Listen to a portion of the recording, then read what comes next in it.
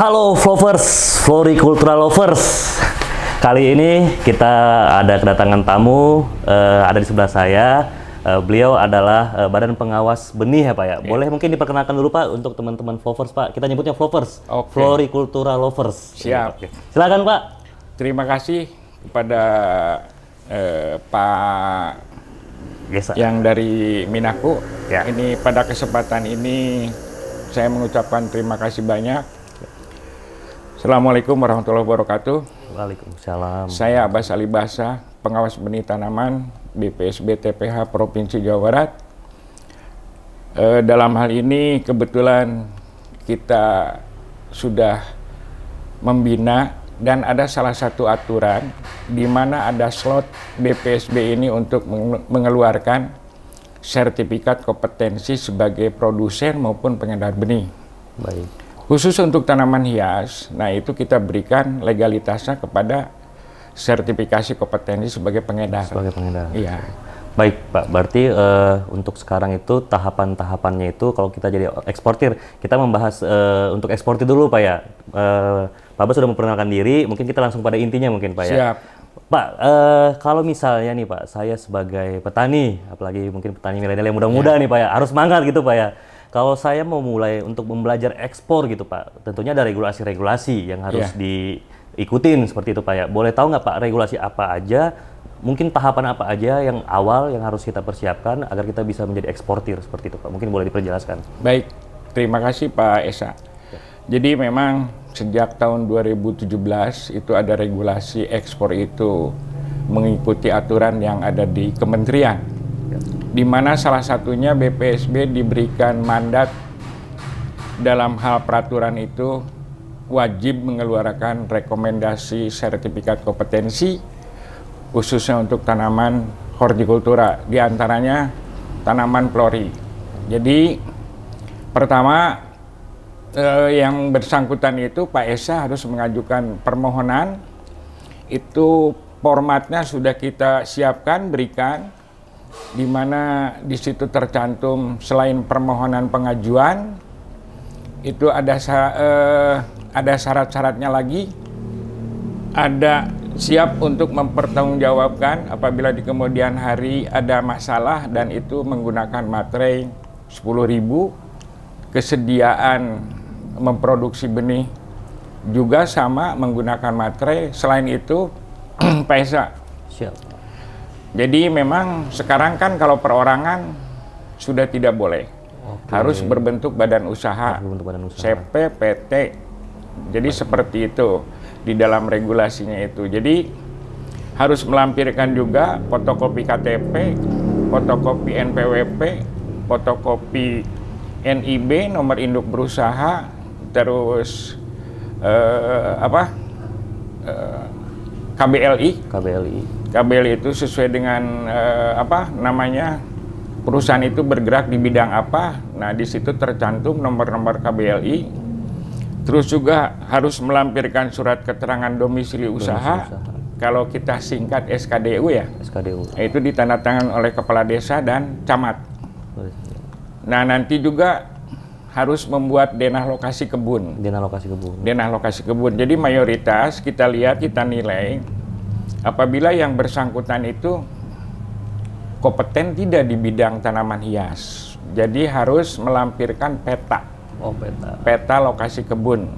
Nah, jadi kenapa peta lokasi kebun? Barangkali suatu saat nanti saya tidak bisa berkunjung langsung, itu ada semacam perwakilan lah. Perwakilan. Nah, begitu dilihat di peta kan sudah jelas. Oh iya, CP Minaku contohnya bahwa itu di daerah Pondok Bitung. Jadi seperti itu, Bu. Karena nanti ke depan bukan hanya saya saja yang berkunjung ke lapangan. Nanti akan bergantian, terutama barangkali dari Provinsi Jawa Barat. Nanti teman-teman untuk supervisi. Saya rasa itu, Pak. Oke. Jadi bagi kami, dalam hal pengajuan itu selama proses persyaratannya terpenuhi, insya Allah kami layani dengan cepat. Dan maaf, sebetulnya kan pengajuan ini belum online. Belum online, Pak ya. Tapi kita berusaha untuk yang cepat 1-2 hari biasanya selesai tuntas. Jadi seperti itu. Baik. Dan ke depan juga kami berharap bahwa karena ini masih manual, kami sudah bicarakan dengan pimpinan ke depan, ya berdoa saja semoga untuk pengajuan permohonan sertifikat kompetensi ini sudah online. Sudah online. Jadi percepatan. Untuk percepatan. Biar seperti di Simpel 2 sama dengan seperti di Dirjen Horti. Walaupun memang ada plus minusnya dengan online itu. Jadi jangan sampai online tapi kok lama. Jadi seperti itu. Itu saja barangkali. Sedikit banyak gambarannya, Pak ya. Berarti kalau boleh saya rangkum tadi ada beberapa dokumen teknis yang harus kita persiapkan seperti KTP dan NPWP, NIB. Oke. Akte perusahaan. Ya, itu mungkin teman-teman di rumah atau yang lagi nonton video ini bisa mencatat untuk persyaratan itu. Mungkin nanti kita catat juga di deskripsi untuk info buat teman-teman semua yang mau melakukan ekspor atau menjadi eksportir seperti itu. Pak, saya juga tertarik tadi untuk denah tersebut. Berarti untuk setiap badan usaha itu harus memiliki nursery, greenhouse seperti itu, Pak ya. Greenhouse, oke. Dan ada juga tadi disebutkan kalau sekarang itu tidak bisa lagi untuk perorangan seperti itu, Pak ya. Iya, harus berbadan usaha, minimal CV, CV. gitu, Pak ya. Oke. Tadi kan disebutkan kalau di sini tuh belum sepenuhnya sistem, belum semuanya online gitu, Pak. Berarti masih manual gitu, Pak ya. Manual. Kalau kita kerucutin lagi nih, Pak. Misalnya kalau saya balik lagi, saya sebagai eksportir yang baru memulai gitu. Apa langkah pertama yang saya lakukan, atau mungkin saya datang ke kantor kah, atau mungkin seperti apa gitu, Pak? Ya, kita persilahkan mana yang terbaik. Jadi bisa nanti yang bersangkutan silaturahmi ke kantor, apa saja sih yang harus dilengkapi. Setelah dilengkapi, baru nanti kami akan melakukan supervisi. Supervisi, seperti. Jadi layak atau tidak yang bersangkutan diberikan sertifikat kompetensi, karena tujuannya itu kompeten tidak yang bersangkutan di bidang tanaman hias itu sendiri. Jadi ada dua opsi sebetulnya. Kalau seandainya di dalam GH-nya itu kurang memenuhi syarat, tapi kalau kita berikan sertifikat kompetensi sebagai pengedar, itu bisa mitra dengan pelaku yang lain, asal itu nanti dilengkapi dengan kerjasama. Baik. Ditandatangan oleh kedua belah pihak. Nah, itu untuk dokumen kami di kantor supaya kalau suatu saat itu tidak ada masalah.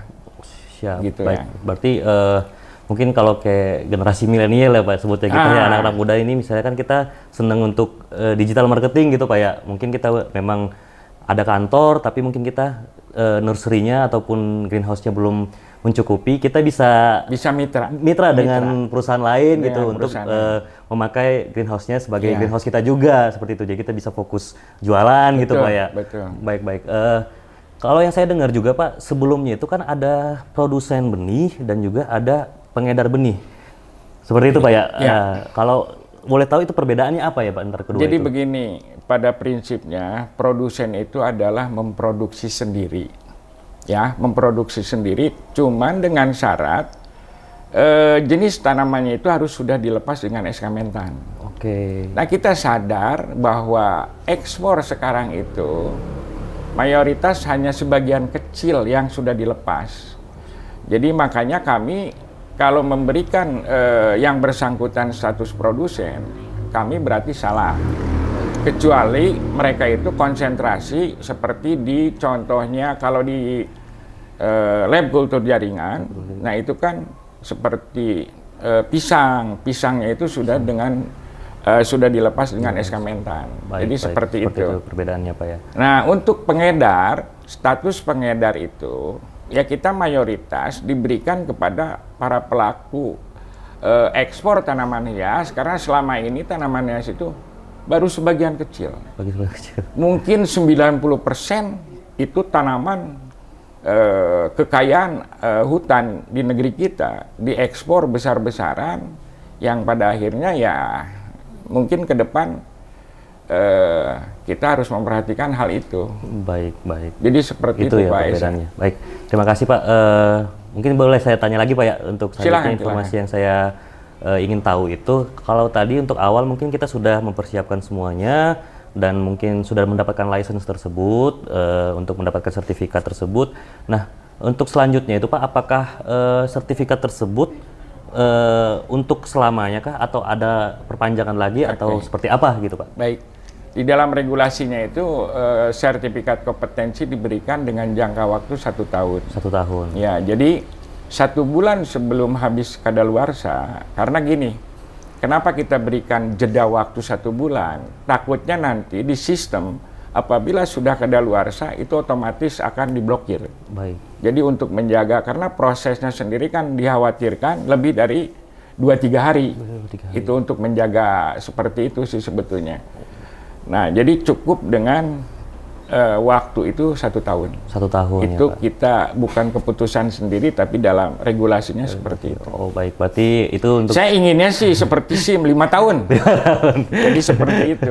baik, berarti ini per 1 tahun Pak ya? 1 tahun. 1 tahun, bukan perpanjangan, mungkin peninjauan kembali mungkin Peninjauan Pak ya? kembali, ya. Mungkin itu nanti ada survei lagi dari Siap. tim Pak Abbas, Betul. seperti itu Pak. Berarti kalau untuk Pak Abbas ini untuk menangani daerah Jawa Barat Kebetulan ya, Bogor dan Depok. Bogor dan Depok. Bogor dan Depok. Dan itu juga sudah lumayan kewalahan. Mungkin nanti kalau misalnya teman-teman ingin nanya informasi lagi, mungkin boleh ke kantornya Pak ya, boleh datang Silakan. untuk nanya-nanya informasi tersebut. 24 jam. 24 jam. Karena kita pure orang lapangan. Luar biasa loh. Di mana-mana itu kebanyakan instansi itu kan kalau untuk jam kerja mungkin sampai sore. Ini Pak Abbas bersedia untuk membantu teman-teman eksportir semua 24 jam gitu Pak ya. Pelayanan dengan hati. Dengan hati Dengan Pak. hati. Itu juga untuk saja. ekspor kita bisa melonjak Pak ya. Nah, kadang-kadang begini Pak Esa. Jadi kalau seandainya ada keluhan, Pak Abbas, maaf ini si Mentan kok belum keluar. Maaf, itu bukan ranah kami, tapi kami mengambil langkah atau sikap karena dorongan nurani. Kalau berbicara ekspor itu saya terpanggil, wah ini harus segera dikoordinasikan dengan lembaga-lembaga yang terkait.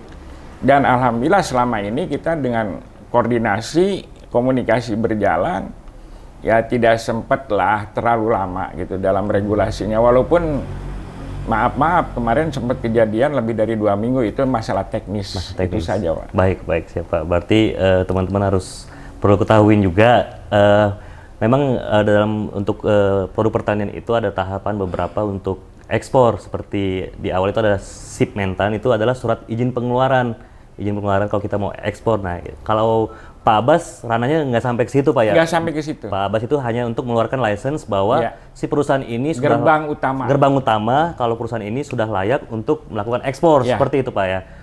Ini ilmu luar biasa ya buat teman-teman. Oh ya, satu lagi Pak, berarti untuk yang informasi yang tersebut tadi, memang untuk sekarang ini kita kan Minakun untuk tanaman hias. Apakah itu berlaku untuk semua produk Pak?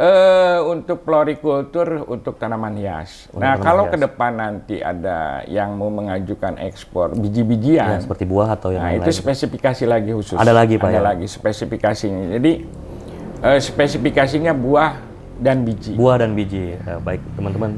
Berarti itu kalau misalnya teman-teman ada yang produknya buah, itu ada spesifikasi tertentu lagi Pak ya. Ini khusus untuk tanaman hias gitu. Tapi luar biasa Pak ya, untuk tanaman hias aja eksportir kita itu banyak Pak ya. Cukup lumayan. Banyak. Alhamdulillah ya. Tapi maaf dengan kondisi saat ini ya barangkali itulah yang kemarin disampaikan di media, kita inflasi di berbagai belahan dunia yang akhirnya seperti sekarang. Betul. Saya sih berdoa mudah-mudahan ke depan tanaman hias itu bangkit kembali dan menggairahkan para pelaku ekspor, khususnya anak-anak milenial. Siap. Pokoknya yang penting semangat. Yang penting semangat. Iya, semangat ekspor. Semangat ekspor. Ini juga saya sedikit dengar nih dari teman-teman, ternyata Pak Abbas ini juga suka memelihara tanaman gitu Pak ya, di rumah. Itu gitu, hobi. Itu hobi Pak ya. Karena tanaman itu bisa untuk secara psikologis itu bisa menenangkan gitu Pak ya. Jadi tanaman kembali tergantung nurani kita. Nurani kita. Kalau kita lagi kurang pikiran kurang ini, jadi ketanaman pun akan terasa. Karena ya sentuhannya langsung. Makhluk hidup juga gitu Pak ya, makhluk hidup juga. Jadi seperti siap, itu. Siap. Mungkin kami jelaskan. Jadi proses ekspor ya. pertama tadi pintu gerbang adalah diberikannya rekomendasi sertifikat kompetensi sebagai pengedar. Setelah itu diupload di Simpel 2. Simpel 2. Nah, dari Simpel 2 biasanya tidak lama, cukup setengah jam. Verifikasi oleh yang memegang di Simpel 2 langsung terkoneksi ke Dirjen Horti. Dalam hal ini menunggu persetujuan Sekretaris Dirjen Horti. Baik. Nah, setelah itu keluar, baru diverifikasi oleh yang memverifikatornya, baru keluarlah nanti PPK online. PPK online. Setelah itu terbanglah tanaman ke mancanegara. Saya rasa itu. Baik, berarti kalau saya simpulkan tadi yang pertama itu adalah sertifikat kompetensi untuk pengedar ya Pak. Ya. Lalu itu masuk ke Sipmentan ya Pak, itu sekitar ke Simpel 2. Simpel 2 ya? Simpel 2 PPT.